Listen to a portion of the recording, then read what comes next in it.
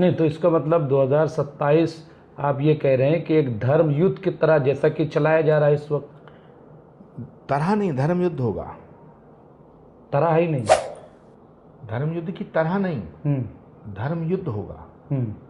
किसी भी स्टेट में चुनाव होना वहाँ के लोकल इश्यूज मुद्दों पर डिपेंड करता है, वहाँ के लीडरशिप पर डिपेंड करता है। लेकिन उत्तर प्रदेश का जो चुनाव है वो चुनाव एक ऐसी शक्ल ले चुका है कि वहाँ इश्यूज का, मुद्दों का कोई प्रभाव पड़ने वाला नहीं है। अब कांग्रेस पार्टी और समाजवादी मिलके लड़ो या ना लड़ो, इसका कोई मतलब नहीं है। चुनाव होना है Yogi Adityanath versus Akhilesh Yadav, Samajwadi party versus Bhajpa. अब यहीं पे रोकूंगा, आप ये बिल्कुल सही कह रहे हैं, लेकिन बीजेपी के अंदर भी तो ब्राह्मण वर्सेस ठाकुर चल रहा है। तो बीजेपी में आपस में खूब नहीं तो बीजेपी में महमूद गजनवी कौन है, गौरी कौन है? कोई तो नहीं, वहां तो मैदान साफ है। हिंदू ऐसा मानते हैं कि समाजवादी पार्टी एक मुस्लिम पार्टी बन गई है, क्योंकि नमाजवादी होने के लिए नियत बांधना बड़ा जरूरी है, नियत ठीक होना बड़ा जरूरी है। बगैर नियत के नमाजवादी नहीं हो सकते। तो अखिलेश यादव जी नाटक करते हैं मुसलमानों के हमदर्द बनने का, अखिलेश यादव जी ड्रामा करते हैं समाजवादी होने का। पार्टी है समाजवादी पार्टी जो है वो नमाजवादी कही जाती है, मैं मानता हूं कि वो, लेकिन मैं ये कहना चाहता हूं कि अखिलेश यादव को अगर नमाजवादी भी होना है तो ओरिजिनल हो, ओवैसी की तरह।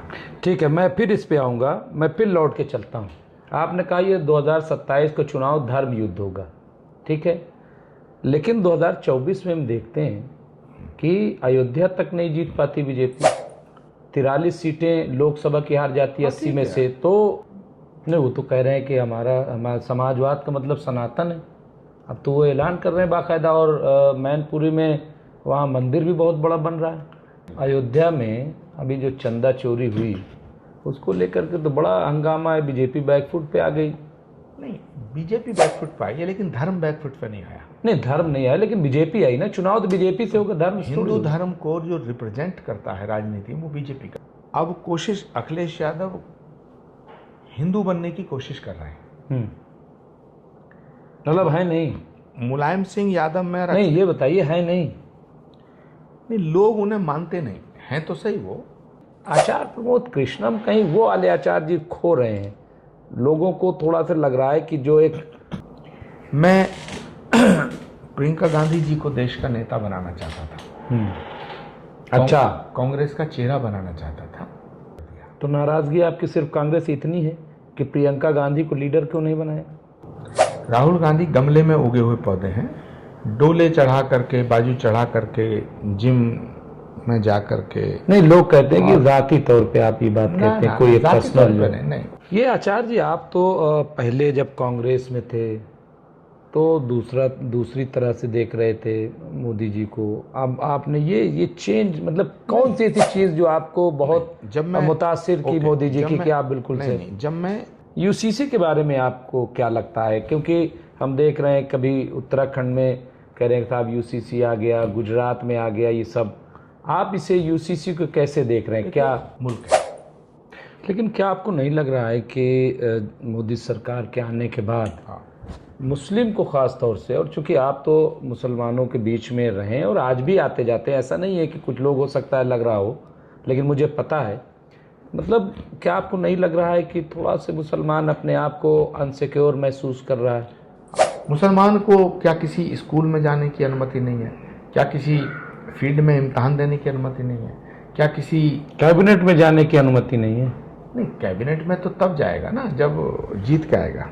मतलब बहुत सारे ऐसे राज्यसभा से भी चले जाते हैं, पहले भी गए। वो ठीक है, लेकिन मैंने कई बातें की, अब मैं थोड़ा से मुल्क के मुसलमानों के बारे में, चूँकि आपसे बेहतर कोई नहीं जानेंगे। जो भी प्रॉब्लम, जौहर यूनिवर्सिटी गिराई जा रही है, क्या है फिर? अब बताइए, जामिया को टारगेट कर दिया जाता है, अलीगढ़ मुस्लिम यूनिवर्सिटी को टारगेट कर दिया जाता है, अब जौहर बताइए, इतनी बड़ी यूनिवर्सिटी ठीक है, आदम खान के खिलाफ कुछ होगा इख्तिलाफ, लेकिन ये मैं मुमताज़ भाई, मैं ये बात, जहाँ जहाँ ओवैसी की पार्टी चुनाव नहीं लड़ती है वहाँ कैसे बीजेपी जीत रही है, ये गलत है। ये अच्छा जी, और एक चीज़ आती है ओवैसी के मध्य प्रदेश में ओवैसी नहीं है, हरियाणा में ओवैसी नहीं है, उत्तराखंड में ओवैसी नहीं है, हिमाचल में ओवैसी नहीं है, दिल्ली में ओवैसी नहीं है, क्यों जीत रही है बीजेपी? तमाम अपोजिशन पार्टी जो सेकुलर उनके साथ नहीं जाना चाहते, या सेकुलर पार्टी ओवैसी को नहीं लेना चाहते, क्या सेकुलर कहाँ से आपको क्या लग जो रहा है? सेकुलर पार्टी, ये तो कुरान भी कह रहा है वशम से वजुहा, वो तो वल कमर इज़ा तला, ये तो इसको इतना उलझा क्यों दिया गया? झगड़ा किसी किताब ने पैदा नहीं किया है। तो उलझाया क्यों गया इस सियासत को? किताब को पढ़ करके उसका तर्जुमा करने वाले नहीं तो आचार्य जी इसको ठीक क्यों नहीं कर रहे हैं? यही तो मैं आया हूं। आचार्य जी का काम तो यही है कि इसे ये जो उलझी हुई गांठ है जो खुल नहीं पा रही, इसको आचार्य जी क्यों नहीं सुलझा रहे हैं? ये नेता सुलझाने नहीं देते। नहीं, हिंदू को एक कम्युनिटी थोड़ी नहीं, ये इसमें हिंदू और हिंदी में क्यों पता देते हैं लोग? हिंदुस्तानी और ये, अरे हिंदुस्तान हिंदुओं का मुल्क है साहब, हिंदुस्तान। हिंदू होना कोई गुनाह है क्या? ना मुसलमान होना गुनाह है? मतलब इससे चिढ़ क्यों है? नहीं, और राहुल गांधी को चिढ़ो तो चिढ़ो, आपको क्यों है? नहीं, मुझे बिल्कुल नहीं है। नहीं, मुझे बिल्कुल नहीं है, किसी को नहीं है, मुझे ऐसा लग रहा है। चलिए अब आखिर में ये बता दीजिए, आचार्य जी कैसे देश को जोड़ेंगे, कैसे देश में ये जो नफरत है, हालात और थोड़ा से इख्तलाफात हैं, खौफ है, क्योंकि खौफ में रह करके कोई देश तरक्की नहीं दो करता। मैसेज हैं ओवैसी की पार्टी को। मुझे लगता है कि जब सब मोदी की तरफ चले जाएंगे तो वैसे क्या होगा? ओवैसी पूरे आदमी नहीं है यार। मैं ओवैसी साहब से कभी नहीं मिला। अच्छा, मिले ही नहीं? I never met. मेरी उनसे कभी फोन पे बात भी नहीं हुई, मगर मैं उनकी दानिश्वरी की और उनकी साफ गोई की कदर करता हूं। पहली बात, वो आदमी हिंदुस्तान के पक्ष में बोलता है। दूसरी बात, वो अपने हक की बात कर रहा है। तीसरी बात कि वो पाकिस्तान के खिलाफ है, यानी कि जो पाकिस्तान के खिलाफ है वो भारत के साथ है, तो जो भारत के साथ है वो हमारा है। तो ओवैसी को अछूत क्यों मानते हैं? अखिलेश यादव से अच्छा है ओवैसी, राहुल गांधी से कई गुना अच्छा है ओवैसी। बल्कि मैं तो कह रहा हूं कि ओवैसी को पूरी यूपी में नहीं, पूरे देश में चुनाव लड़ना चाहिए। तो आप संभाल लीजिए क़यादत। आप हमेशा ये बात करके अच्छा चलिए, तो मुझे लग रहा है कि इतनी तारीफ है, इतना अच्छा है, तो आप नहीं। जब मैं कांग्रेस में था, नरेंद्र मोदी जी के खिलाफ हम लोग बोलते थे, उनकी सरकार के खिलाफ बोलते थे। अच्छा, वो ऐसी आपको दावत दे तो आप चले जाएंगे? ओवैसी क्यों नहीं है? ओवैसी हिंदुस्तानी है। दावत देंगे तो मैं उनकी दावत कबूल करूंगा। पक्का? बिल्कुल करेंगे, लेकिन कौन सी दावत? अब ये तो वक्त बताएगा। नहीं, कौन? कांग्रेस का लीडर आज कोई अगर गरीब का घर में पैदा हुआ बच्चा बन जाए तो कांग्रेस ताकतवर हो जाएगी। अब आप लीडर बनते, आप तो वहीं चले गए। नहीं, मैं कहां चला गया? मुझे तो पार्टी ने निकाला, मैंने कांग्रेस थोड़ी छोड़ी। मेरा गुनाह क्या था कि मैं राम मंदिर के शिलान्यास में प्राण प्रतिष्ठा समारोह में गया? मेरा धर्म कहता है कि मुझे वो एक है। हाँ, एक तो फिर सबका है, वहदानियत सबका है। हाँ, इस बात पर तो आप मुझसे सहमत हैं? हाँ, कि अगर वो एक है तो हम सबका है और हम सब उसके हैं। बिल्कुल। तो इस बात को समझने में इतनी देरी तो समझाइए ना, यही तो आपका काम है, आप क्यों नहीं समझाते? इसीलिए तो आपसे 1 घंटे से बात कर रहा हूँ। तो चलिए, लेकिन ये बात आप पूरे हिंदुस्तान में इस मैसेज को लेके जाइए, आपके अलावा कोई नहीं है। और मुझे पूरी उम्मीद है कि आप जिस खुलूस के साथ बात कर रहे हैं कि सबको जोड़ना है, नफरत को दूर करना है, हमें पूरी उम्मीद है कि आचार्य प्रमोद कृष्णम वो निकलेंगे एक यात्रा पे, और ये जो नफरत, द्वेष या कोई जख्मी भी हो गया है तो उस पर मरहम रखेंगे और इस चीज़ को दूर होगा, मुझे पूरी उम्मीद। अब मैं हूं मुमताज़ आलम रिजवी और इस वक्त मेरे साथ मौजूद हैं कल्की धाम के पीठाधीश्वर, सोशल एक्टिविस्ट और इसके साथ साथ तमाम जो नेशनल इशू है उस पर बेबाकी से बात करने वाले हमारे साथ मौजूद हैं आचार्य प्रमोद कृष्णम जी। बहुत बहुत स्वागत है, खैर मकदम है आपका। आचार्य जी, पूरे मुल्क के सिलसिले में आप बात करते हैं और पूरा मुल्क आपको गौर से सुनता है, क्या लग रहा है इस वक्त की जो सूरत हाल है, क्योंकि 2027 को लेकर के तैयारियां चल रही हैं, कैसे देखते हैं आप? देखिए मुमताज़ भाई, 2027 में जो चुनाव होगा वो 2029 की दिशा तय करेगा। उत्तर प्रदेश में चुनाव है, उत्तराखंड में चुनाव है, पंजाब में चुनाव है और शायद एक जगह और भी कहीं चुनाव है।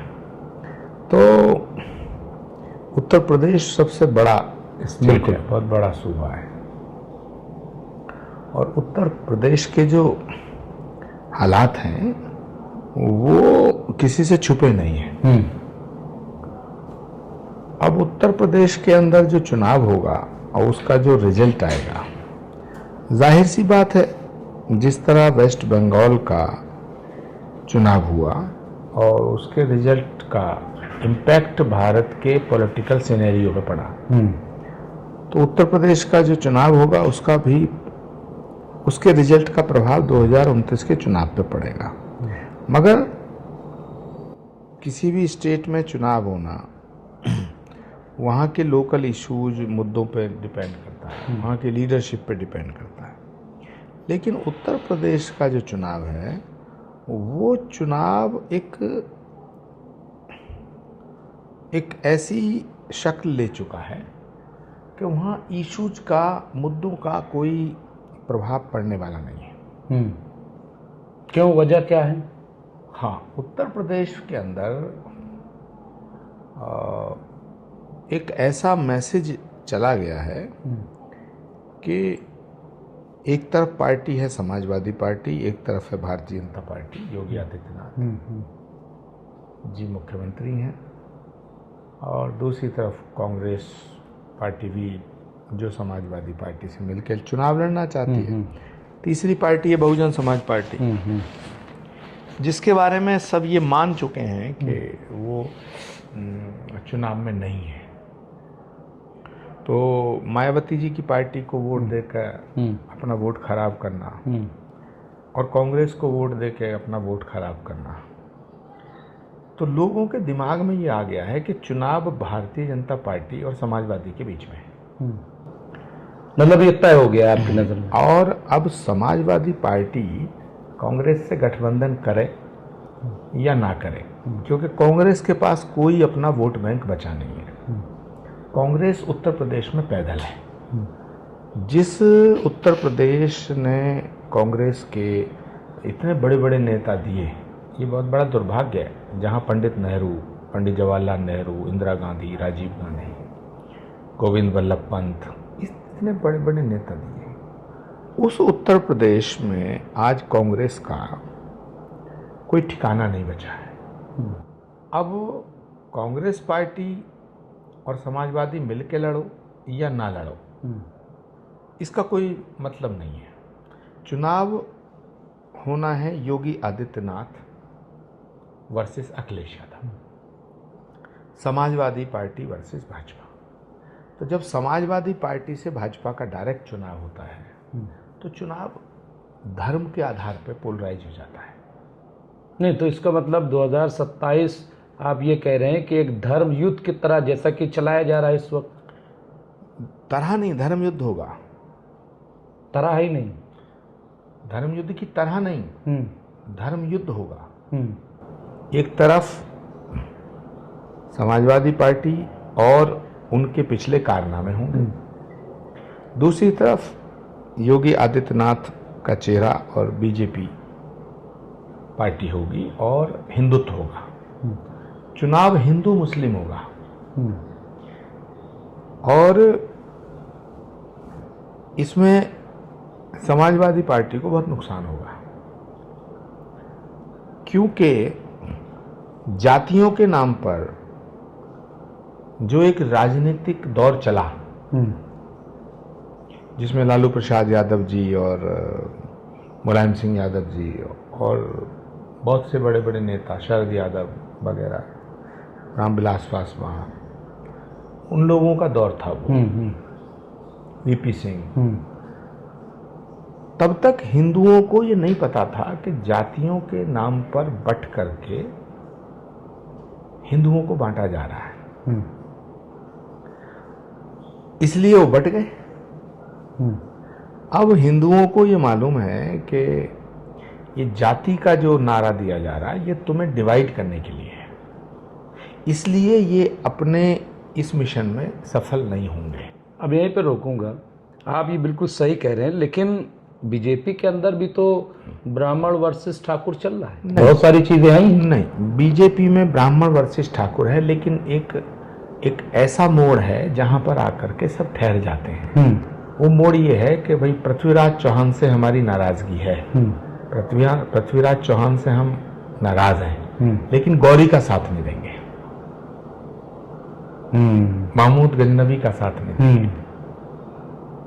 तो बीजेपी में आपस में खूब नहीं, तो बीजेपी में महमूद गजनवी कौन है, गौरी कौन है?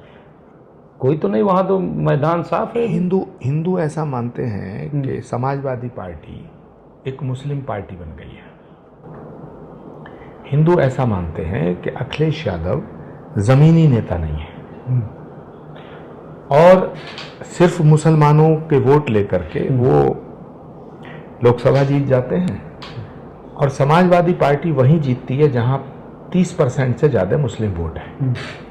तो मुसलमानों के वोट पे लगातार जीत रही है समाजवादी। हिंदू समाजवादी को वोट नहीं देता। जिस कास्ट का कैंडिडेट होता है थोड़े बहुत वोट उस कास्ट के पड़ जाते हैं, और 2022 में यादवों ने 90% से ज्यादा वोट समाजवादी को दिया। लेकिन जो अखिलेश यादव जी की हरकतें हैं और उनकी पार्टी का जो ये 4 साल का रिकॉर्ड रहा है, तो हिंदुओं को ऐसा लग रहा है, यादवों को भी ऐसा लग रहा है कि जैसे अखिलेश यादव हिंदुओं के इशू पर, धर्म के इशू पर, राम मंदिर के इशू पर, राम के इशू पर, कृष्ण के इशू पर, कल की अवतार के इशू पर, कल की धाम के मुद्दे पर हमेशा बैकफुट पे रहे। तो इसलिए यादव भी तो हिंदू है, ये जो दलित है ये भी हिंदू है। नहीं, तो जो शिकायत आपकी है वो शिकायत तो मुसलमानों की। वो कह रहे हैं आजम खां के मसले पर चुप हो जाते हैं, जवाहर यूनिवर्सिटी के मसले पर चुप हो जाते हैं। जब इनकी सरकार थी 2012 से 2017 तो दंगे ही दंगे हुए, तो शिकायत तो वहां पे भी है। एक्चुअली मुसलमानों के नेता होने के गुण भी अखिलेश यादव में नहीं है। नहीं, नमाजवादी तो आप ही कहते हैं, मगर वो नमाजवादी भी असली नहीं है, क्योंकि नमाजवादी होने के लिए नियत बांधना बड़ा जरूरी है, नियत ठीक होना बड़ा जरूरी है। बगैर नियत के नमाजवादी नहीं हो सकते। तो अखिलेश यादव जी नाटक करते हैं मुसलमानों के हमदर्द बनने का। अखिलेश यादव जी ड्रामा करते हैं समाजवादी होने का। जब फोटो खींचेगा तो लाल टोपी लगा लेंगे, उनकी लाल टोपी उनकी जेब में रहती है। ये बड़ी बात कह रहा हूं, लाल टोपी। तो जब कैमरा ना हो तो अखिलेश यादव जी कभी टोपी लगाए नहीं मिलेंगे आपको, लेकिन जब कैमरा है तो वो लाल टोपी तुरंत लगा लेते हैं। तो ये बात अब धीरे धीरे आम हो गई है।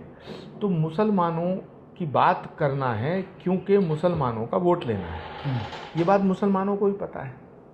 तो वो नमाजवादी पार्टी भी असली नहीं है।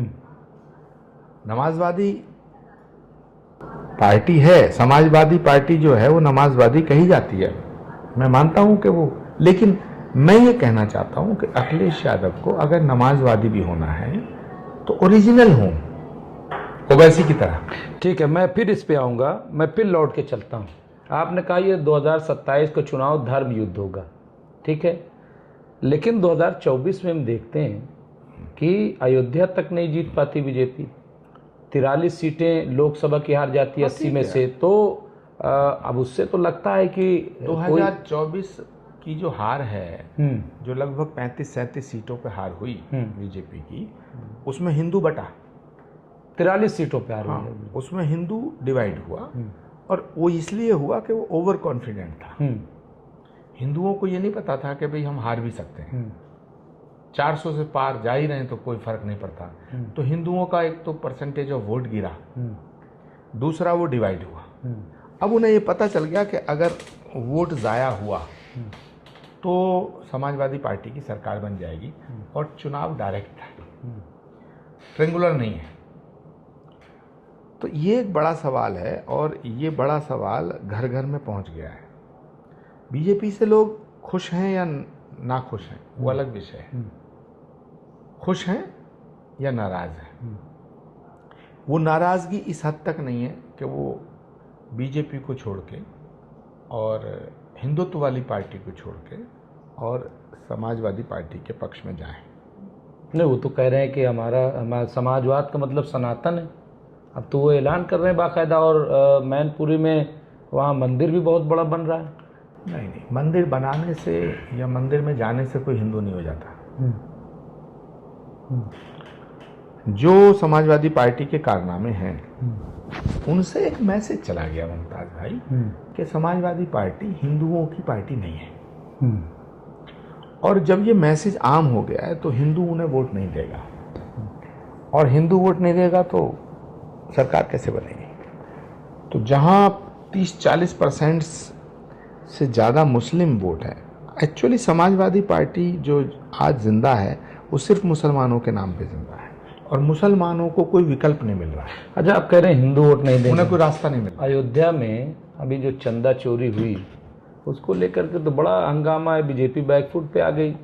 नहीं, बीजेपी बैकफुट पे आई है लेकिन धर्म बैकफुट पे नहीं आया। नहीं, धर्म नहीं आया लेकिन बीजेपी आई ना, चुनाव तो बीजेपी से होगा, धर्म हिंदू धर्म को जो रिप्रेजेंट करता है राजनीति में वो बीजेपी करती है। तो राम मंदिर की चोरी का कोई इम्पैक्ट वोट पे नहीं पड़ेगा।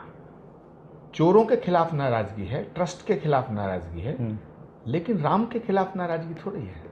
अगर किसी हॉस्पिटल में कोई पेशेंट मर जाता है तो लोग हॉस्पिटल जाना थोड़ी छोड़ देंगे। नहीं, लेकिन लोग कह रहे हैं योगी जी से कि ऐसे तो आप बुलडोजर चला देते हो, हाफ इनकाउंटर, फुल इनकाउंटर, ये सब कर देते हो, इतना बड़ा कांड हुआ, आप उसमें गोलमोल कर रहे हो, कुछ हुआ ही नहीं, ट्रस्ट में भी कुछ नहीं हुआ। क्या हुआ? चंपत राय जी को अपना इस्तीफा दो, एक लोगों को, और ये वो 3-5 ट्रस्ट की लापरवाही हुई है। ट्रस्ट की लापरवाही का खामियाजा ट्रस्ट को भुगतना पड़ेगा, लेकिन ट्रस्ट की लापरवाही की सजा, ट्रस्ट की गलती की सजा ना मोदी को लोग देना चाहते हैं ना योगी को, क्योंकि हिंदू ऐसा मानता है कि योगी और मोदी हिंदुत्व के लिए लड़ते हैं और लड़ेंगे। मतलब योगी और मोदी हिंदुओं के सबसे बड़ा नेता है आज, और अखिलेश यादव, राहुल गांधी ये हिंदू विरोधी सिद्ध हो चुके हैं। तो जैसे कोई व्यक्ति किसी आदमी के ऊपर कोई इल्ज़ाम प्रूव हो जाए सुप्रीम कोर्ट में, फिर वो कितनी सफाई दे। तो अखिलेश यादव हिंदू बनने की कोशिश कर रहे हैं। मतलब है नहीं, मुलायम सिंह यादव में नहीं, ये बताइए है नहीं, लोग उन्हें मानते नहीं हैं। तो सही, वो हिंदू दो तरह से हिंदू होता है आदमी, एक जन्म से, एक कर्म से। अखिलेश यादव जन्म से हिंदू हैं, कर्म से नहीं। राहुल गांधी जन्म से भी हिंदू नहीं है। अच्छा, तो एक व्यक्ति जन्म से हिंदू है, कर्म से नहीं। एक व्यक्ति ना जन्म से हिंदू है ना कर्म से हिंदू है, दोनों मिल जाएंगे तो हिंदू वोट कहां से देगा? हिंदू वोट पाने के लिए तुम्हें हिंदू होना पड़ेगा। और अखिलेश यादव जी ये कहने को भी तैयार नहीं है कि मैं हिंदू हूं। कभी अखिलेश यादव जी ने कहा है कि गर्व से कहो मैं हिंदू हूं? नहीं, तो जो हिंदू है उसको कहने की क्या जरूरत है? चलिए, नहीं, लक्षण तो दिखे हैं, और लंबे बाल कर लिए हैं मिरासियों जैसे। कव्वाली करने थोड़ी आए आप मुलायम सिंह यादव जी के सुपुत्र हैं, समाजवादी पार्टी के नेता हैं। डॉक्टर राम मनोहर लोहिया की समाजवादी पार्टी, डॉक्टर राम मनोहर लोहिया का समाजवाद और अखिलेश यादव का समाजवाद जमीन आसमान का अंतर है। लोहिया के समाजवाद से अखिलेश यादव के समाजवाद का वही रिश्ता है जो महात्मा गांधी से राहुल गांधी का। चलिए ठीक है आचार्य जी, और हम थोड़ा से आगे बढ़ते हैं, क्योंकि आपका दायरा यूपी नहीं है सिर्फ, और आपकी शख्सियत जो है वो राहुल और अखिलेश तक महदूद नहीं है। मैं थोड़ा से, चूँकि आप संत भी हैं, आचार्य भी हैं, गौर व फिक्र करते हैं, मैं देश के बारे में बात करता हूँ। क्या लग रहा है देश कहाँ पे स्टैंड कर रहा है इस वक्त? बहुत सी बीमारियां हैं जिनका इलाज देश के प्रधानमंत्री ने किया है, लेकिन अभी बीमारी बहुत है जिनका इलाज होना बाकी है। और मुझे लगता है कि अभी नरेंद्र मोदी जी को एक और कार्यकाल मिलना चाहिए 2029 से 34 तक का। मगर भविष्य में क्या होगा इसके बारे में मैं कुछ नहीं कहना चाहता हूँ। अभी प्रेजेंट सिनेरियो में नरेंद्र मोदी से बड़ी शख्सियत, नरेंद्र मोदी से बड़ा चेहरा एंटायर अपोजिशन में है नहीं।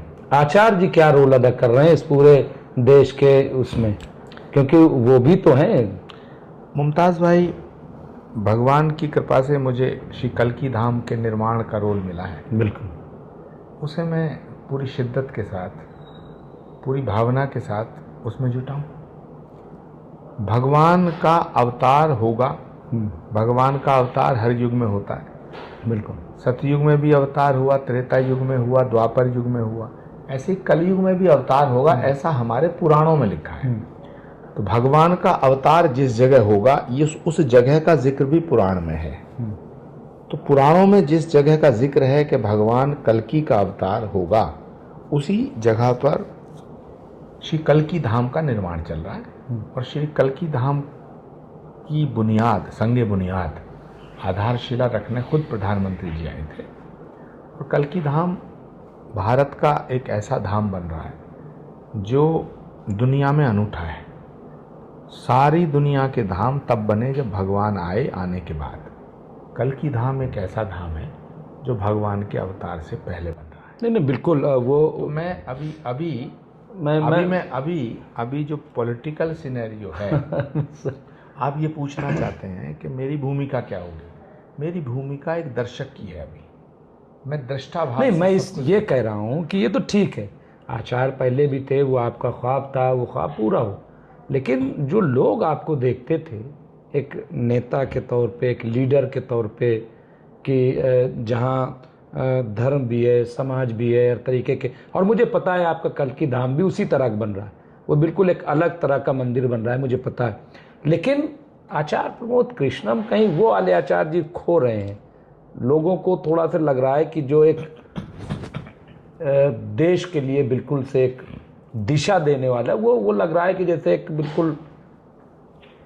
देखिए, मैं कल भी सत्य के साथ था, आज भी सत्य के साथ हूँ।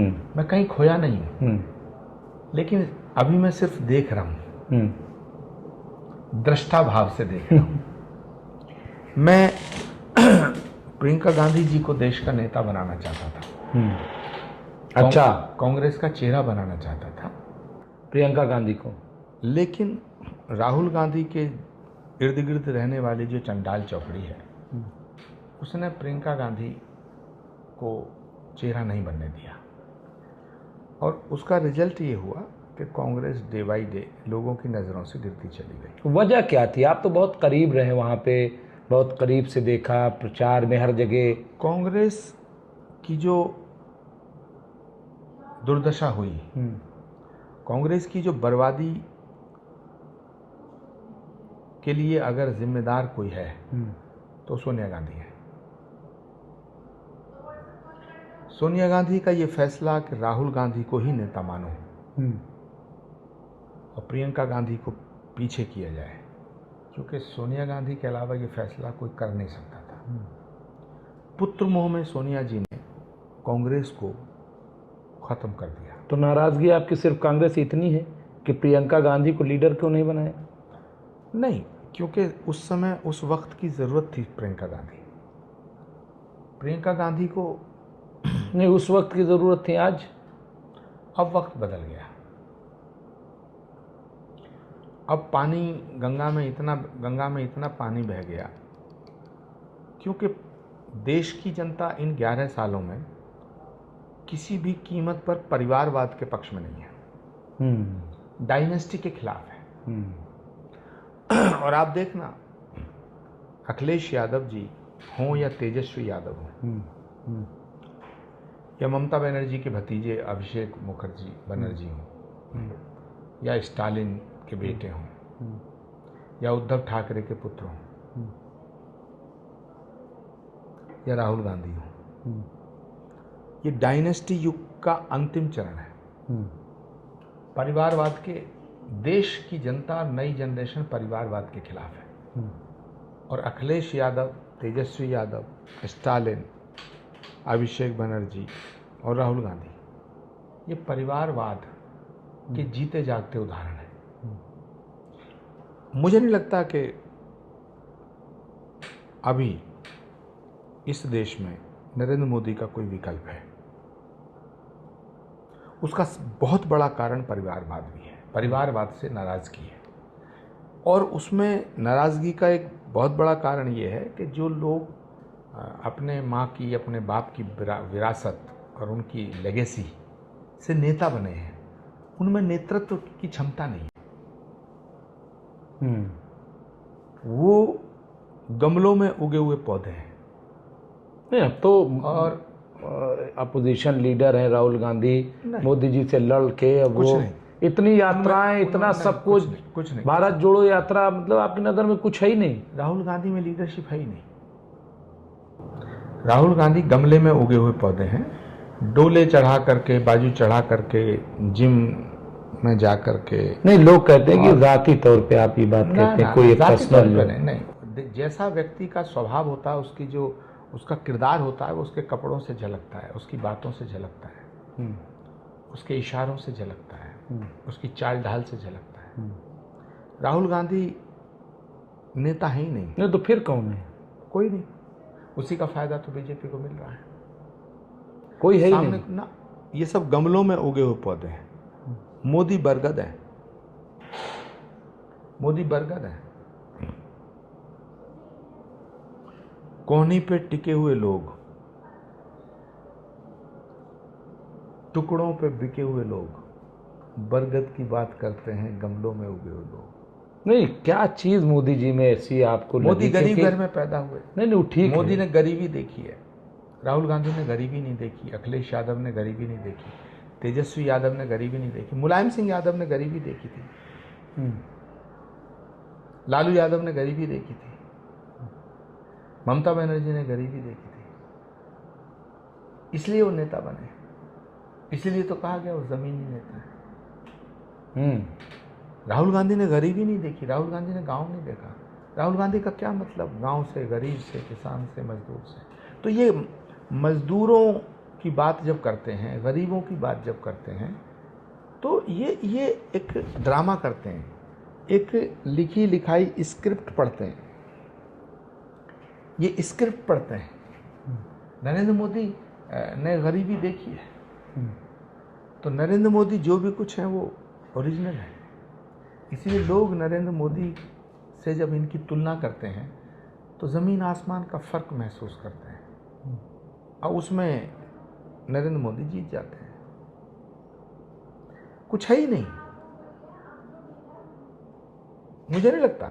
ये आचार्य जी, आप तो पहले जब कांग्रेस में थे तो दूसरी तरह से देख रहे थे मोदी जी को। अब आपने ये चेंज, मतलब कौन सी ऐसी चीज़ जो आपको बहुत जब मैं मुतासिर की मोदी जी की, कि आप बिल्कुल से? नहीं, जब मैं कांग्रेस में था, जब मैं कांग्रेस में था तब भी मैंने नरेंद्र मोदी जी को कभी ये नहीं कहा कि नरेंद्र मोदी नेता नहीं है। मैंने हमेशा कहा कि वो गरीब घर में पैदा हुए और जो भी कुछ है सेल्फ मेड है। उन्हें सत्ता विरासत में नहीं मिली। मैंने बिल्कुल कभी भी नहीं कहा, मेरा कोई स्टेटमेंट निकाल के देखिए कि राहुल गांधी मोदी से बड़े नेता, मैंने ऐसा कहा हो, अखिलेश यादव मोदी से बड़े नेता, मैंने ऐसा कहा हो।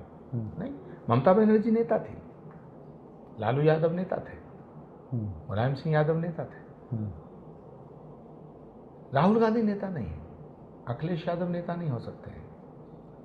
चलिए, मैं फिर इस पे लौट के आऊँगा। जिस नेता ने गांव ही नहीं देखा हो, सिर्फ नहीं, आप तो देख लिया, आप तो जाते हैं हरियाणा, खेत भी चले जाते हैं, गांव को ऑटो वालों से मिलते हैं, उससे टूरिज्म करते हैं, ये विलेज टूरिज्म। अच्छा,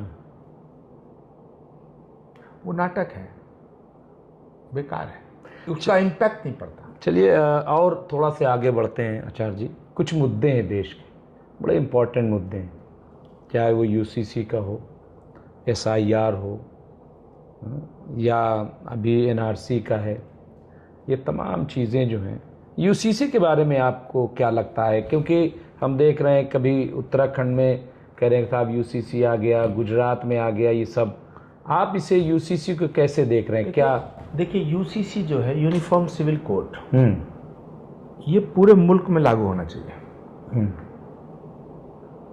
क्योंकि अब दौर चला गया।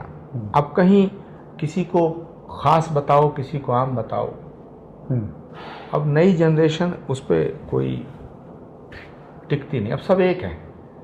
तो भारत के अंदर अगर कोई पैदा हुआ है तो भारतीय है, वो किसी मजहब को मानता हो, वो किसी जाति में पैदा हुआ हो। अमेरिका में पैदा हुआ अमेरिकन है, ब्रिटिश में पैदा हुआ ब्रिटिश है। ऐसे ही जो जहाँ पैदा हुआ है उस देश के कानून, उसका एक समान कानून होना चाहिए, ये एक आम आवाज़ है। यूसीसी का मतलब ये नहीं कि वो बीजेपी का कोई एजेंडा है। तो ये जो राज्यों में यूसीसी आ रहा, मैं इस ठीक है, ला रहे हैं लोग।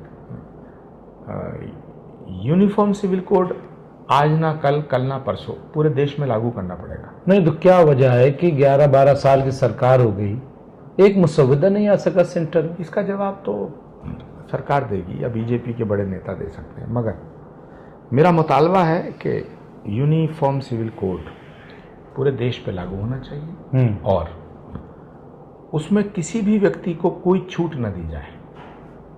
कानून सबके लिए बराबर होना चाहिए। नहीं तो होम मिनिस्टर तो कह रहे हैं अभी से, अभी मसौदा नहीं, कुछ नहीं, लेकिन कह रहे हैं कि जो आदिवासी हैं उनको परेशान होने की ज़रूरत नहीं है, उनको तो छूट। ये क्यों इस तरह से, ये क्या है? आदिवासी एक बहुत ही अभी तक उनका सोशल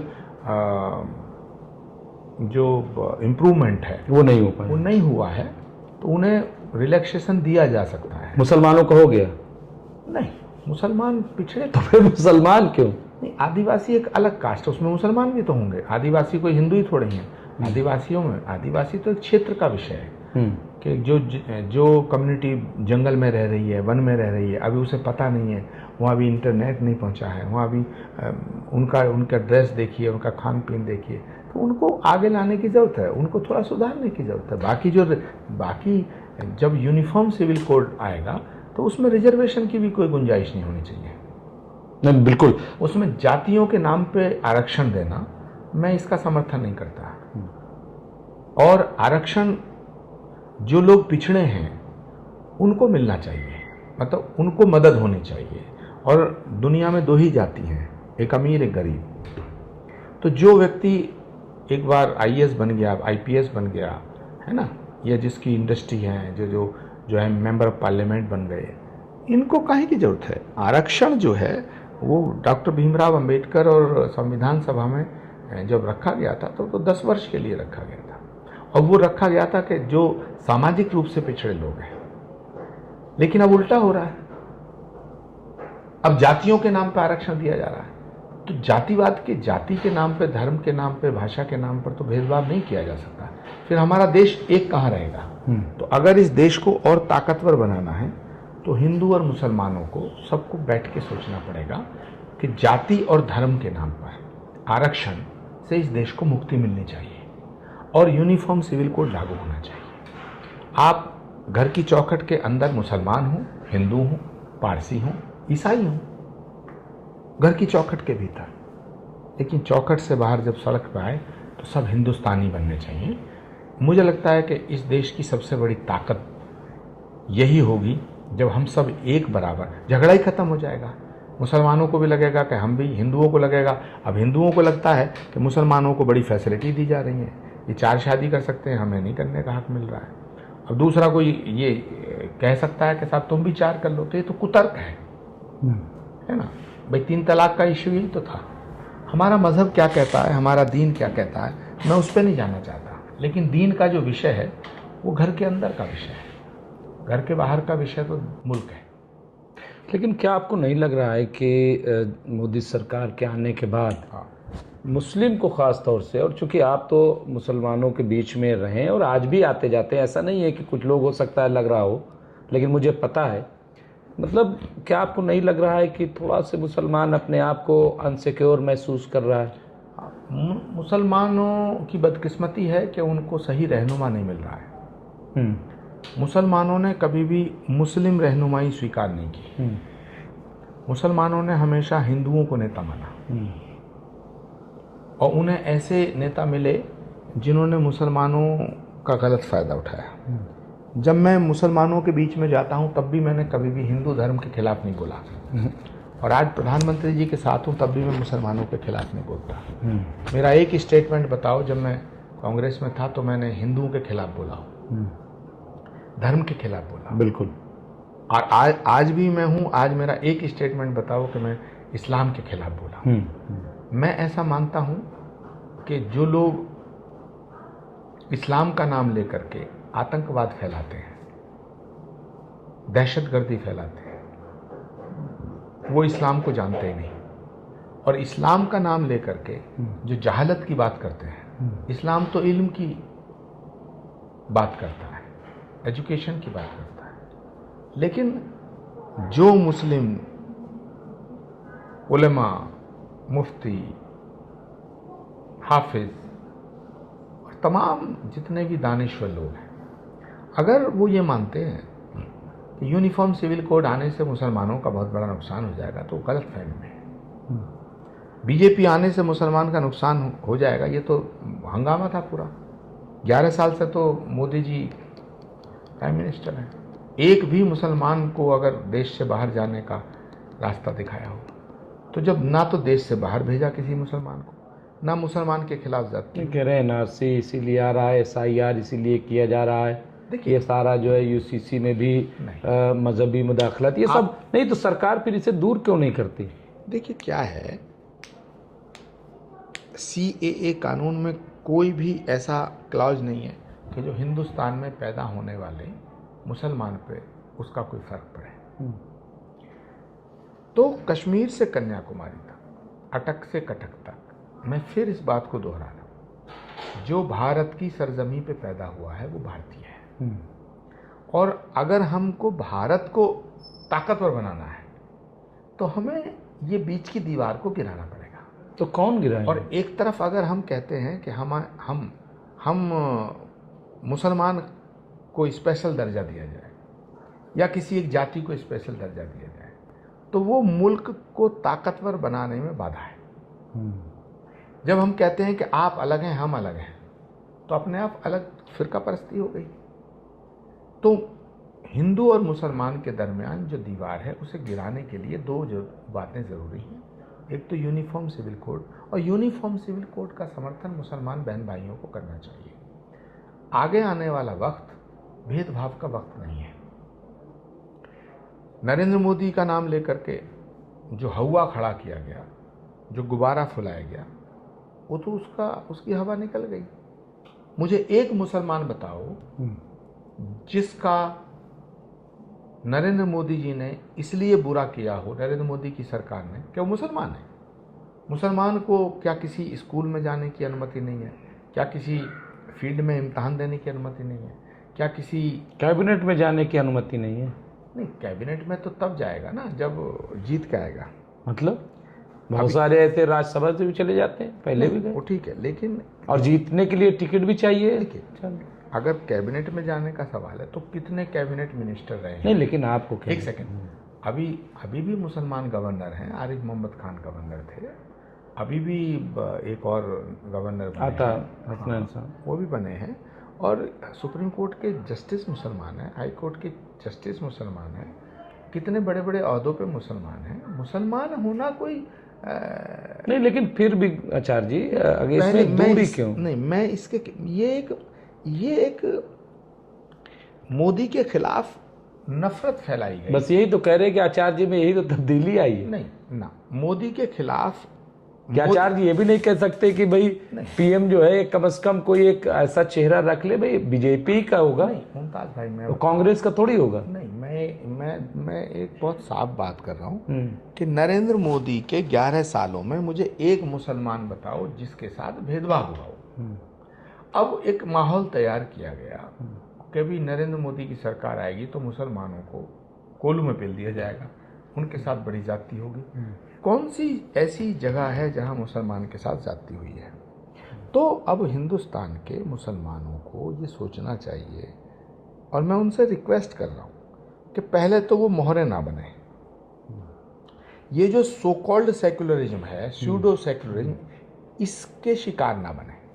नहीं, अब बिल्कुल, अब मैं उसी पे आ रहा हूँ।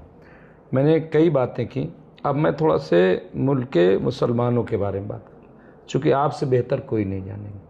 आप उनके मंच भी गए, घरों में भी गए, और आप तो आज भी चले जाएं तो मेरे ख्याल से इतना तो मौलाना की इज़्ज़त नहीं होगी जितनी आपकी होगी। मैंने वो भी देखा है कि मुस्लिम औरतें जो हैं आपके साथ सेल्फी ले रही, नकाब वाली औरतें, उनके सामने पर्दा, मैंने वो देखा। तो आप इतना सब कुछ जानते हैं। सवाल ये है कि 25-30 करोड़ मुसलमान वो बिल्कुल इस वक्त अपने आप को एक अलग थलग, भाई वो नहीं खुश कांग्रेस से भी, क्योंकि दलितों से बदतर ज़िंदगी, वो अखिलेश से भी नहीं खुश। लेकिन वो जाए कहाँ? नहीं आचार्य जी, ये एक बहुत बड़ा मसला है। क्या करे वो? ओवैसी के साथ चला जाए? क्या करे? क्या चाहते हैं आप? कहाँ जाए फिर वो? देखिए, दो बातें हैं। पहली बात यह है कि जब भी कभी ये सवाल उठता है कि 25 करोड़ मुसलमान, 30 करोड़ मुसलमान के लिए, भाई 140 करोड़ हिंदुस्तानी की बात क्यों नहीं कर रहे आप? मैं मुसलमान को हिंदुस्तानी मान रहा हूँ। मैं मुसलमान को मुसलमान मानूं और हिंदू को हिंदू मानूं, तो हिंदुस्तानी कौन बचा?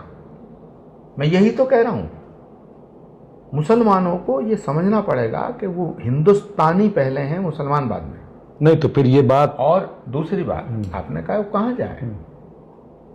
आप अपना नेता उसे चुनो जो सच्चा आदमी हो। मौला अली का कॉल है कि भाई वो बात अच्छी नहीं है जो तुम्हें अच्छी लगे, वो बात अच्छी है जो सच्ची लगे। ये अखिलेश यादव, तेजस्वी यादव, राहुल गांधी, ये मुसलमानों को बेवकूफ़ बना रहे हैं और ये जानते हैं, ये गुनाहगार हैं। अखिलेश यादव और ओवैसी में चुनना हो तो मैं ओवैसी का समर्थन करूंगा। ओवैसी कम से कम एकदम साफ तो कह रहे हैं कि अभी मैं तो मुसलमानों के लिए हूं। अखिलेश यादव तो ये भी नहीं कह सकते मैं मुसलमानों का नेता हूं। अगर अखिलेश यादव को मैंने कह दिया वो नमाजवादी पार्टी है, तो इस पर भी पूरी समाजवादी पार्टी मेरे खिलाफ मुझे गाली गलौज कर रही है, करती है। भाई क्या बुरा लग रहा है? नहीं तो नमाजवादी क्यों कह? नमाजवादी पार्टी, अरे भाई तुम मुसलमानों के वोट लेकर के नेता बने हो तो बोलो ना कि हम मुसलमानों के नेता हैं। फिर हिंदुओं के नेता बनने का ड्रामा क्यों कर रहे हो? अब ये देखिए, आप फिर हिंदू नहीं, फिर हिंदुओं के नेता बनने का ड्रामा क्यों कर रहे हो? या तो कहो मैं हिंदुस्तान का नेता बनना चाहता हूं, मेरे लिए हिंदू मुसलमान बराबर है। तो आपकी जो हरकतें हैं, आपका जो इतिहास है, आप जो तारीख गवाह है, आपने राम मंदिर का विरोध किया तो हिंदू तुम्हें एक्सेप्ट कैसे करेगा? राम मंदिर, राम का जन्म अयोध्या में हुआ, दुनिया जानती है। तुमने तो एक बार भी नहीं कहा कि साहब यहाँ, अरे भाई बाबर से क्यों जोड़ते हो? हिंदुस्तान के मुसलमानों के पूर्वज राम है, राम हिंदुस्तान के मुसलमानों के भी पूर्वज हैं। आई एम सॉरी टू से, बाबर उनका पूर्वज नहीं है, तैमूरलंग उनका पूर्वज नहीं है। इसलिए मेरी और फिर हम इतिहास को थोड़ा साइड कर दें, मुस्तकबिल की बात करें ना। आपने एक बात कही कि आप तो उन मुसलमानों, अरे मैं आज भी कह रहा हूं मेरे लिए मुसलमान और हिंदू में कोई फर्क ही नहीं है। मैं 140 करोड़ हिंदुस्तानियों की बात कर रहा हूं। और प्राइम मिनिस्टर मोदी भी, प्राइम मिनिस्टर ने कभी ये नहीं कहा, कभी कहा कि मैं हिंदुओं का प्रधानमंत्री हूं। उन्होंने हमेशा ये कहा मैं 140 करोड़ भारतवासियों को रिप्रेजेंट कर रहा हूं। ये जो फिरका परस्ती लाए हैं, ये कौन लाए हैं? अखिलेश यादव, तेजस्वी यादव, राहुल गांधी, ये नकली हैं। मैं तो हिंदुस्तान के मुसलमानों को कह रहा हूं, पहली दरख्वास्त उनसे कर रहा हूं कि वो अपने आप को हिंदुस्तानी समझें और फिर जिसे मर्जी वोट दें। वो नरेंद्र मोदी को क्यों नहीं वोट दे रहे हैं? सिर्फ इसलिए कि वो हिंदू, बीजेपी हिंदू पार्टी मानी जाती है। नहीं तो मुसलमान आपको लगता है नहीं देता वोट? नहीं, उनको खुलकर समर्थन करना चाहिए। मतलब किस तरह से समर्थन करे भाई? वो भी तो कुछ फिर करके दिखाएं आचार्य जी, वो भी तो थोड़ा से जिस तरह के बयान आ जाते हैं। अगर हिंदुस्तान के मुसलमानों के कुछ ऐसे मसले हैं, प्रॉब्लम है, उन्हें बताएं, दिल खोल के बताएं। एजुकेशनल प्रॉब्लम है, इंस्टीट्यूशनल प्रॉब्लम है, रोजगार की प्रॉब्लम है, जो भी प्रॉब्लम। जवाहर यूनिवर्सिटी गिराई जा रही है, क्या है फिर? अब बताइए। जामिया को टारगेट कर दिया जाता है, अलीगढ़ मुस्लिम यूनिवर्सिटी को टारगेट कर दिया जाता है। अब जवाहर, बताइए, इतनी बड़ी यूनिवर्सिटी, ठीक है आदम खां के खिलाफ कुछ होगा इख्तिलाफ, लेकिन ये मैं मुमताज़ भाई, मैं ये बात, मुझे नहीं लगता है कि जामिया को टारगेट किया जा रहा है या अलीगढ़ मुस्लिम यूनिवर्सिटी को टारगेट किया जा रहा है। नरेंद्र मोदी के होते हुए ऐसा नहीं होगा। जहाँ तक सवाल है जौहर यूनिवर्सिटी का, तो मेरी ज़ाती राय है कि बुलडोजर किसी भी समस्या का समाधान नहीं है। मतलब नहीं चलना चाहिए, नहीं चलना चाहिए। बुलडोजर किसी समस्या का समाधान नहीं।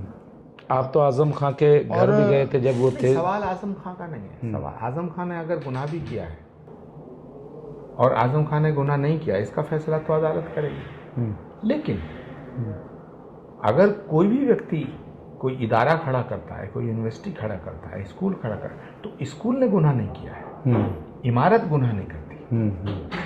इसलिए किसी भी इमारत को जमींदोज करना, बुलडोज करना, मतलब आप इस हक में हैं कि जौहर यूनिवर्सिटी को रहना चाहिए। मैं इस हक में हूं कि बुलडोजर किसी समस्या का समाधान नहीं चलना चाहिए। मैं जो कह रहा हूं, मैं समझ बुलडोजर गया। किसी समस्या का समाधान नहीं। इसलिए अब हिंदुस्तान के सारे मुसलमान बहन भाइयों से मैं तो अपील कर रहा हूं, उनकी जो शिकायत है, नरेंद्र मोदी से शिकायत क्या है, एक बताएं। पूरा सऊदी नरेंद्र मोदी नहीं तो कैसे बताएं, वहां मिलते ही नहीं। मैं अभी दुबई, अरे वो मिलते ही नहीं। मैं अभी दुबई गया, आबू धाबी के अंदर वहाँ के जो शेख हैं, मेरे ख्याल से उनका नाम है मोहम्मद बिन जायद, है ना, और अल नैन, है ना शेख, तो उन लोगों ने मिलकर के आबू धाबी मंदिर बनाया है। तो यूएई, सऊदी, ये कहाँ जा रहा है? फ्यूचर की बात देख रहा है, और हिंदुस्तान के मुसलमान वहीं बेमतलब की बातें कर रहे हैं। अरे आप हिंदुस्तानी हैं, नहीं तो कहाँ मना कर, फक्र के साथ फक्र है। मैं इस कौम पर फक्र नहीं, यही इल्जाम आचार्य प्रमोद कृष्णम, जगत गुरु आचार्य प्रमोद कृष्णम, श्री कल की पीठाधीश्वर आचार्य प्रमोद कृष्णम, और मैं तो भाजपा का सदस्य भी नहीं हूँ। मैंने तो आज तक भाजपा ज्वाइन नहीं की। मैं ये कह रहा हूँ कि हिंदुस्तान के मुसलमानों का मुस्तकबिल नरेंद्र मोदी के हाथों में सुरक्षित है, और यूपी के बात तो करें, और उत्तर प्रदेश के चुनाव के लिए कहना चाहता हूं कि अगर उत्तर प्रदेश के मुसलमान ये मानते हैं कि भाई उनका मुस्तकबिल नरेंद्र मोदी के हाथ में सुरक्षित नहीं है, बीजेपी के हाथों में सुरक्षित नहीं है, तो वो अखिलेश यादव के हाथों में सुरक्षित होने की गलतफहमी ना पालें, फिर वो ओवैसी का समर्थन करें।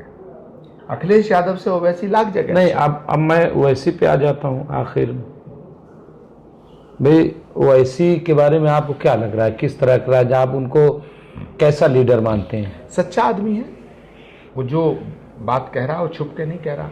वो कह तो रहे कि हम तो मुल्क में शरिया लागू करना चाहते हैं। नहीं, कहते हैं कि वो तो रिचार्ज वो हैं, एक रिचार्ज कर देते हैं बीजेपी को, ये बीजेपी की बी टीम। ये इल्ज़ाम है। किसका इल्ज़ाम है? जो स्यूडो सेकुलर पार्टियां हैं, जो सो कॉल्ड सेकुलर पार्टियां हैं, ये वो इल्ज़ाम लगाती हैं।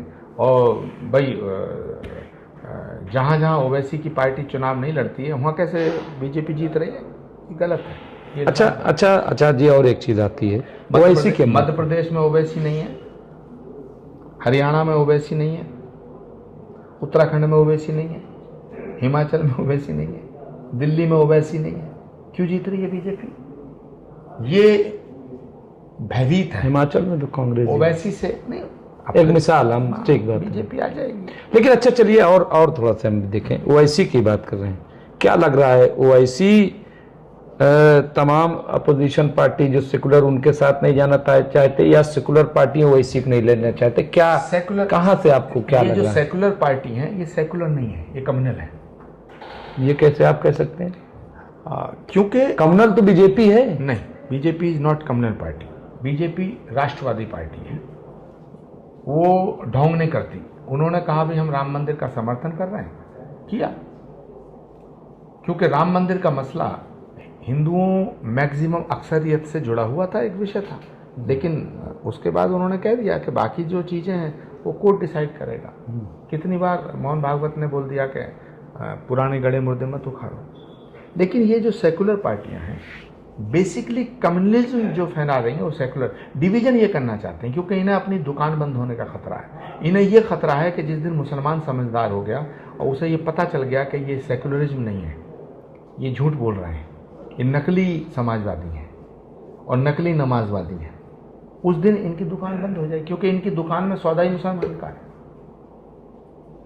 इसीलिए मैं कहना चाहता हूँ कि जो ये मुसलमानों को जो बेवकूफ़ बनाया जा रहा है, तो उन्हें अब बेवकूफ़ बनने से बाज आना चाहिए।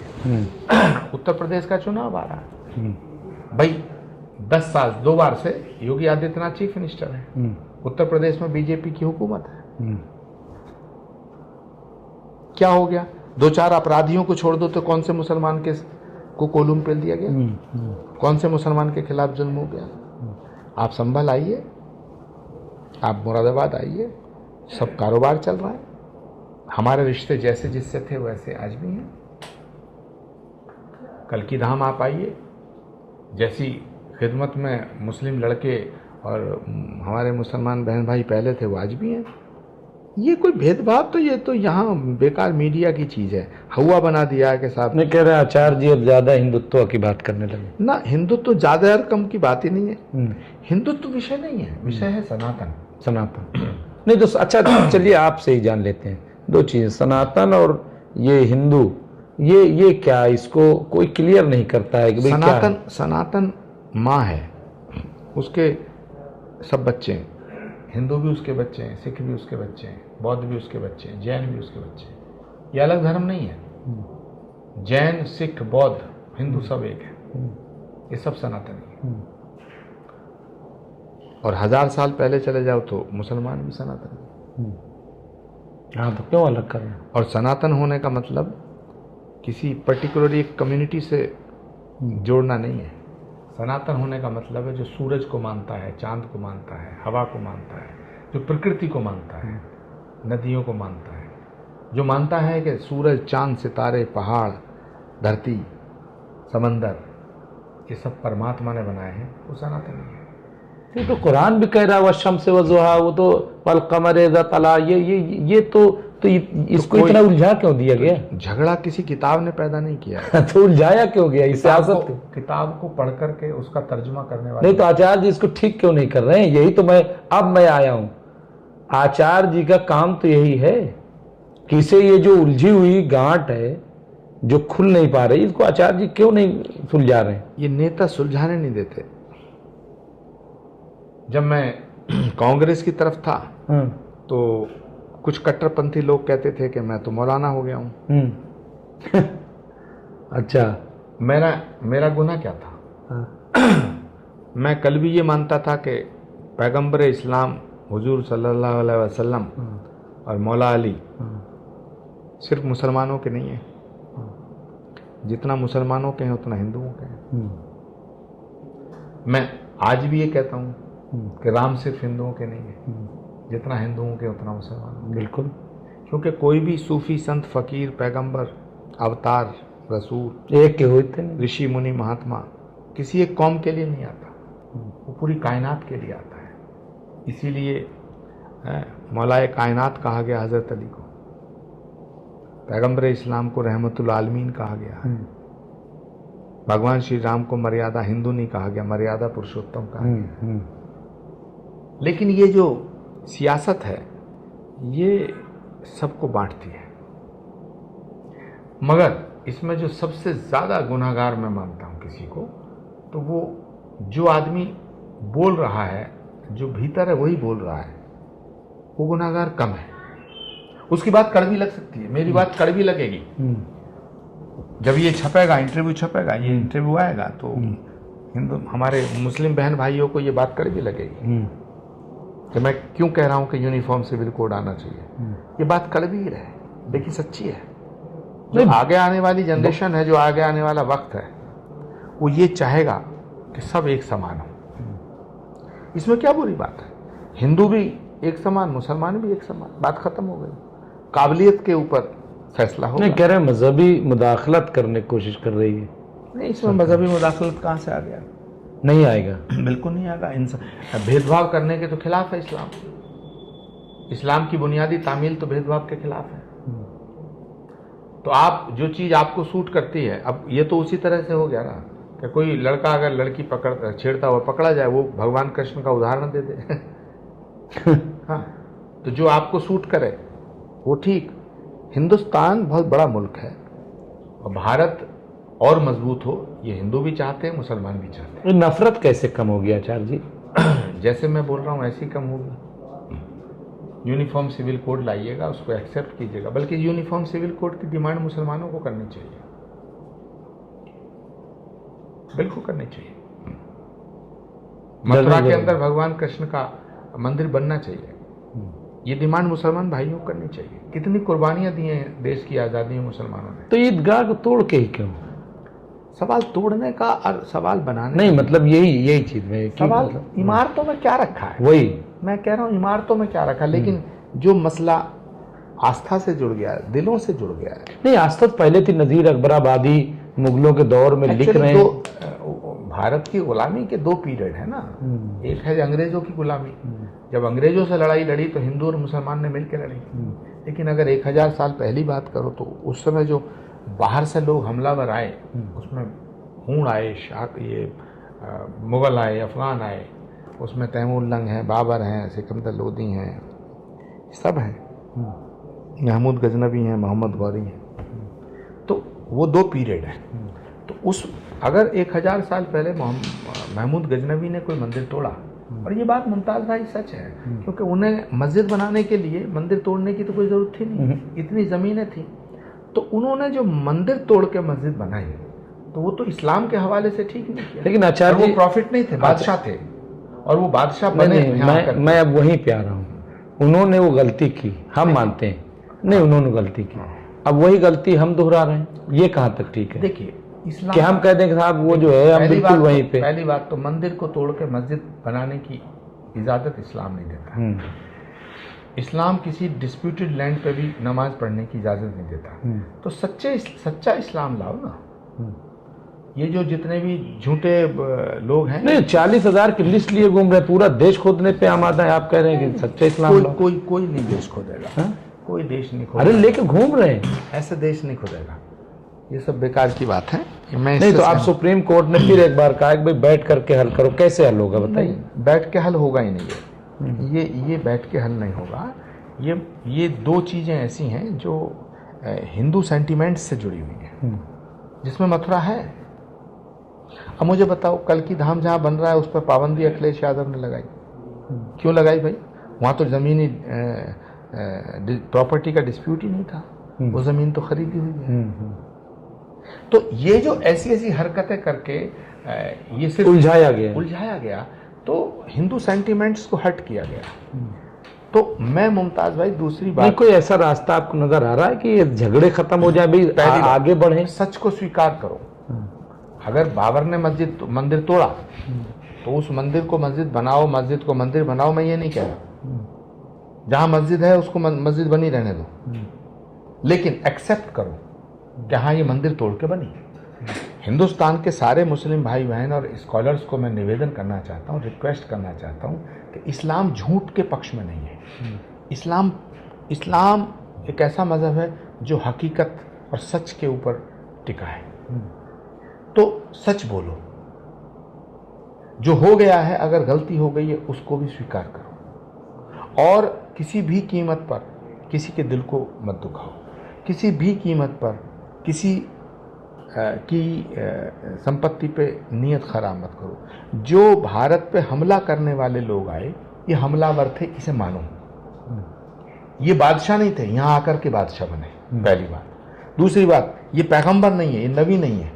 तो हिंदुस्तान के मुसलमानों को बाबर के रास्ते चलना चाहिए, बाबर के रास्ते और तैमूर लंग के रास्ते चलेंगे, या पैगंबर की सुन्नत पे अमल करेंगे, ये फैसला करना बहुत जरूरी है। वो तो कांग्रेस के रास्ते पे चल रहे थे, गांधी के रास्ते पे चल रहे हैं, कहाँ आप तो ये कहाँ मुगल, ये तो बीजेपी का प्रोपगंडा है कि बाबर के, कौन बाबर के रास्ते? देखिए, जो मुसलमान है वो खाने काबा की तरफ मुँह करके, बस मैं खत्म कर रहा हूँ, खाने काबा की तरफ मुँह करके नमाज पढ़ता है हुजूर सल्लल्लाहु अलैहि वसल्लम। कहाँ से ये बाबर आ जाते हैं, कहाँ से ये सब?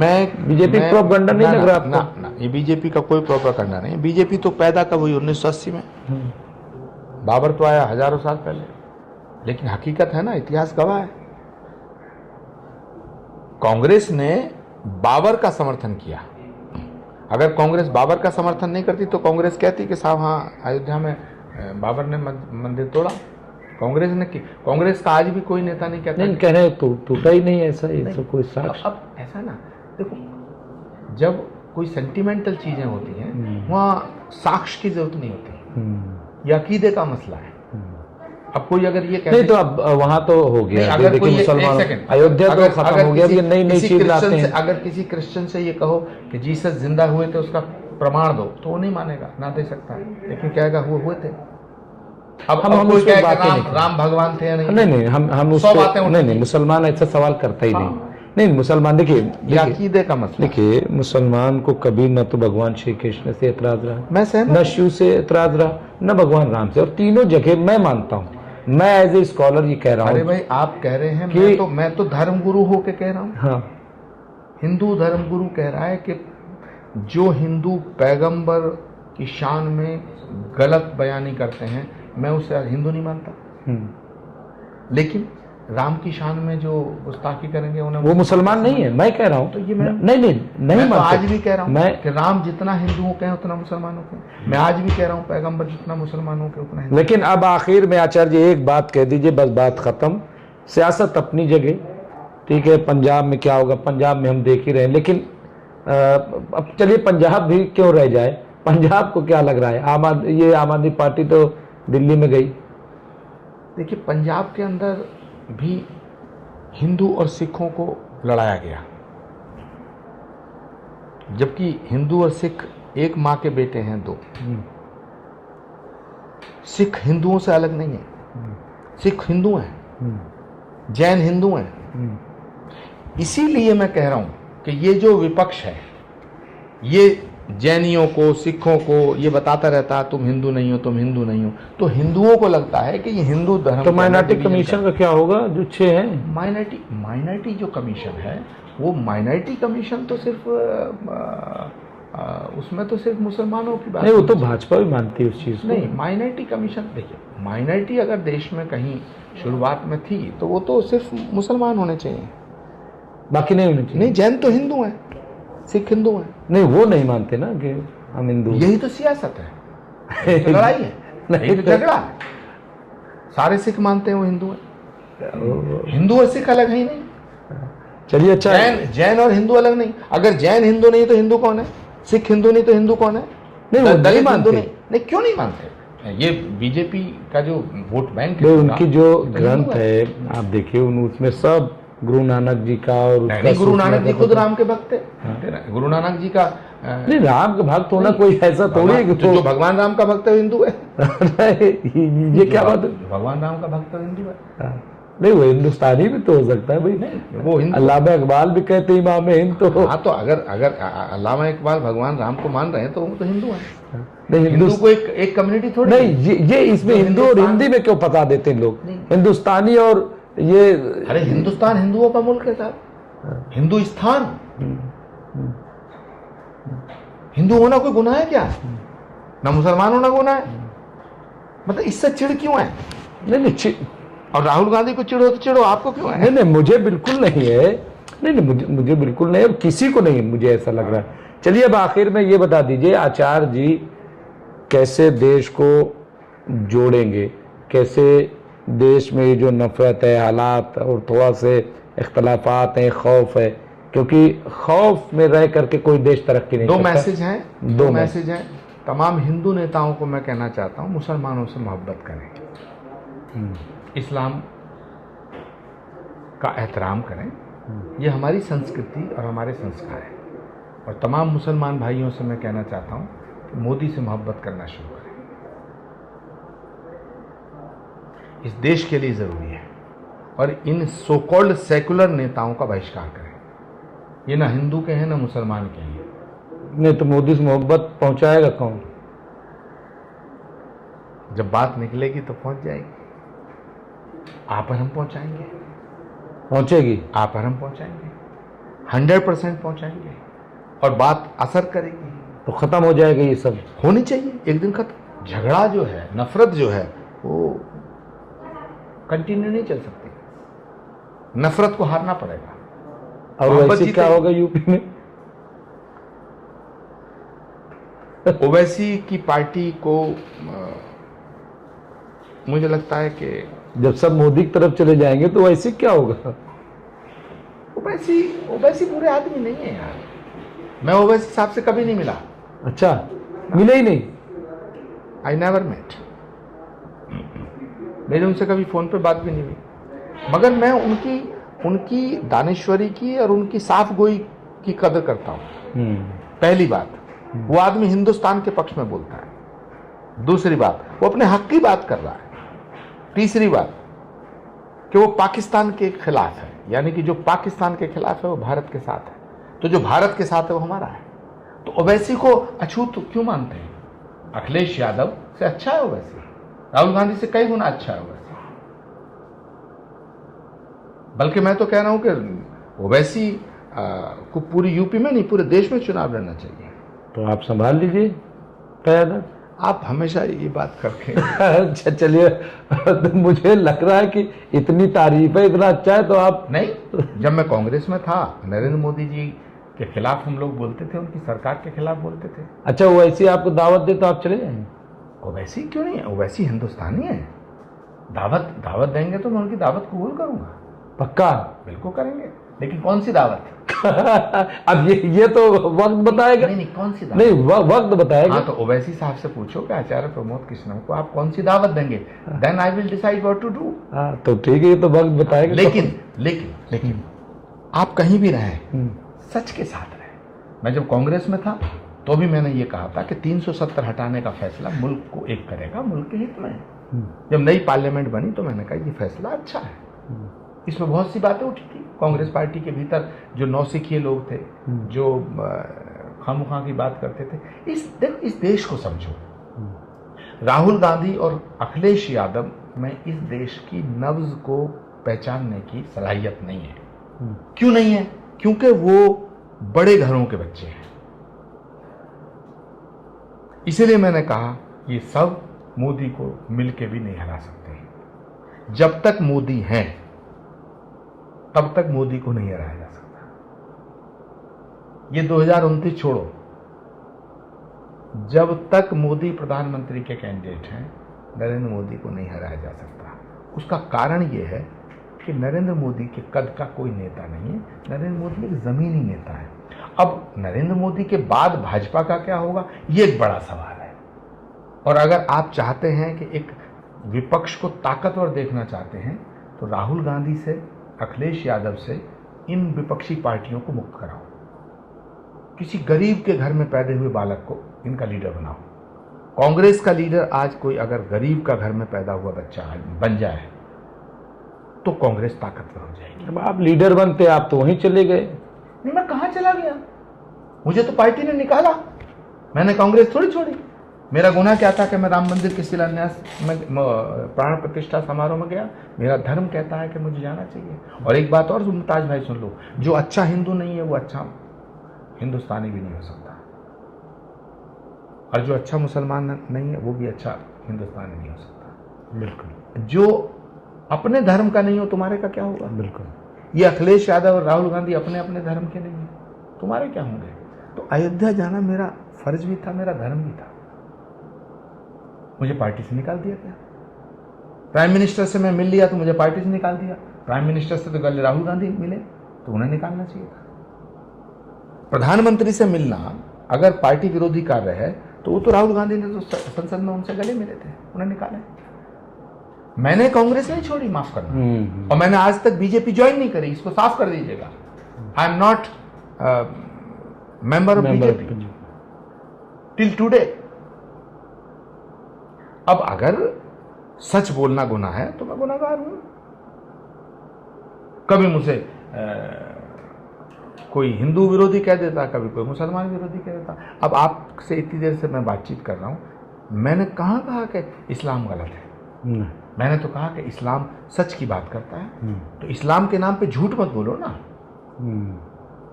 मैंने तो कहा कि हिंदुत्व जो है, सनातन जो है, प्रेम की बात करता है, नफरत की बात मत करो ना। मैंने आपसे कहा कि आप बताइए, नरेंद्र मोदी ने अगर एक बार भी कहा हो कि मैं सिर्फ हिंदुओं का प्रधानमंत्री हूं, तब मैं सोचूं ना, बेमतलब नरेंद्र मोदी से नफरत क्यों करते हो भाई? नरेंद्र मोदी के करीब आओ। इस्लाम तो मोहब्बत का मजहब है। मैं सारे देश के मुसलमान भाइयों से कहना चाहता हूं, बाहें तो फैलाओ, कोशिश करो, ये मुल्क के लिए अच्छा है। मैं इसमें जो भी कुछ कर सकता हूं करूंगा, जो कुछ कर सकता हूं करूंगा। मैं वजीर आजम से बात करूंगा, पक्का करूंगा, आपके उस पर कह रहा हूं, मैं बात करूंगा। चलिए, तो यहीं पे बात खत्म करते हैं। फिर आपसे तो जितनी बात की जाए कम है, और चूंकि मुझे पता है इतनी ही बड़ी बात हो गई, लेकिन वाकई तमाम इश्यूज पे हमने बात की, बहुत सारे इश्यूज रह गए होंगे, लेकिन हमें यकीन है नहीं, मेरी कि बात, आचार्य प्रमोद कृष्णम जी, मेरी बात, कुछ बातें मैंने कही हैं जो बीजेपी के को सूट नहीं कर रही हैं, कुछ बातें कांग्रेस को सूट नहीं करेंगी, कुछ बातें समाजवादी को सूट नहीं करेंगी। इससे मुझे कोई लेना देना नहीं है। मैं वो बात करूंगा जो इस मुल्क को सूट करे, और मैं उस बात को करता रहूंगा। लेकिन आपका सारा फोकस मोदी जी थे, क्योंकि उससे बड़ा कोई नेता इस समय है नहीं है, ना भाजपा में है ना विपक्ष में है। तो थोड़ा सा कहिए, वो भी हाथ फैलाएं ऐसे गले लगाने। वो तो हर तकरीर में कहते हैं बेचारे, लेकिन हवा खड़ा कर देते हैं। तो हवा को दूर की पूरी दुनिया, एक यात्रा निकालिए ना आप।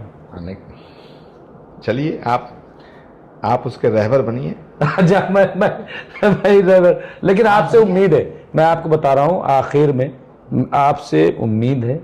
अभी भी आपके ताल्लुक से आज भी लोग कहते हैं, मेरी बात होती है, कहते हैं अच्छा ये वही आचार्य जी है ना, नबी जितने तुम्हारे हैं, तो अली जितने, तो वो आज भी कहते हैं। मुझे तो प्रधानमंत्री जी ने भी नहीं कहा कि तुम ऐसा मत बोलो। वो तो खुद कहते हैं कि बोलो। वो तो कहते हैं कि भाई, मानते हैं कि जितने भी दुनिया में सूफी संत फकीर ऋषि मुनि महात्मा पैगंबर अवतार आए, वो सबके लिए आए। वो तो कहते हैं, मानते हैं इस बात को। चलिए, तो बहरहाल और सच बताऊं, नरेंद्र मोदी तो फकीर हैं, सूफी हैं। उनसे कभी आप मिलेंगे तो आपको पता चलेगा। अब इस पे बात निकलेगी, दूर चली जाएगी, लेकिन चलिए, लेकिन वो हो ना हो, लेकिन आपको हम जरूर जानते हैं कि आप बिल्कुल वही हैं जो फकीर मनश सूफी, आपके अंदर वही विराजमान है। बयान चाहे जैसे हों, किसी को अच्छे न लग रहे हों, और मुझे पूरे यकीन है कि आने वाले दिनों में आखिरकार आचार्य प्रमोद कृष्णम ही जो है वो। मुझे बात बताइए, क्या अल्लाह सिर्फ मुसलमानों का है? नहीं। क्या भगवान सिर्फ हिंदुओं का है? नहीं। क्या गॉड सिर्फ ईसाइयों का? नहीं नहीं। तो अगर वो एक है, हाँ एक, तो फिर सबका है, वहदानियत सबका है। हाँ, इस बात पर तो आप हाँ, मुझसे सहमत हैं? हाँ, हाँ, कि अगर वो एक है तो हम सबका है और हम सब उसके हैं। बिल्कुल। तो इस बात को समझने में इतनी देरी तो समझाइए ना, यही तो आपका काम है, आप क्यों नहीं समझाते? इसीलिए तो आपसे 1 घंटे से बात कर रहा हूँ। तो चलिए, लेकिन ये बात आप पूरे हिंदुस्तान में इस मैसेज को लेके जाइए, आपके अलावा कोई नहीं है। और मुझे पूरी उम्मीद है कि आप जिस खुलूस के साथ बात कर रहे हैं कि सबको जोड़ना है, नफरत को दूर करना है, हमें पूरी उम्मीद है कि आचार्य प्रमोद कृष्णम वो निकलेंगे एक यात्रा पे, और ये जो नफरत, द्वेष या कोई जख्मी भी हो गया है तो उस पर मरहम रखेंगे और इस चीज़ को दूर होगा, मुझे पूरी उम्मीद है। बिल्कुल ठीक है। और मेरा ये इंटरव्यू, मेरी ये बातचीत घर घर तक इंशाल्लाह पहुंचेगी। और उनके अंदर एक जो नाउम्मीदी कहीं ना कहीं है, उम्मीद की किरण जगेगी। यही हमारा मकसद था। बहुत बहुत शुक्रिया आचार्य जी आपका कि आप हमसे जुड़े। तो ये थे आचार्य प्रमोद कृष्णम जी, जगत गुरु और पीठाधीश्वर कल्की धाम, जो बातचीत कर रहे थे। बड़ी खुल के बातचीत की है, बड़ी साफ सुथरी बात की है, और हम पूरी उम्मीद करते हैं कि आचार्य प्रमोद कृष्णम सिर्फ बात करने वाली शख्सियत का नाम नहीं है, बल्कि अमल में चीज़ों को लाने वाली शख्सियत का नाम आचार्य प्रमोद कृष्णम है। हम फिर इंशाल्लाह कभी मुलाकात होगी तो और बातचीत करेंगे। बहुत बहुत शुक्रिया।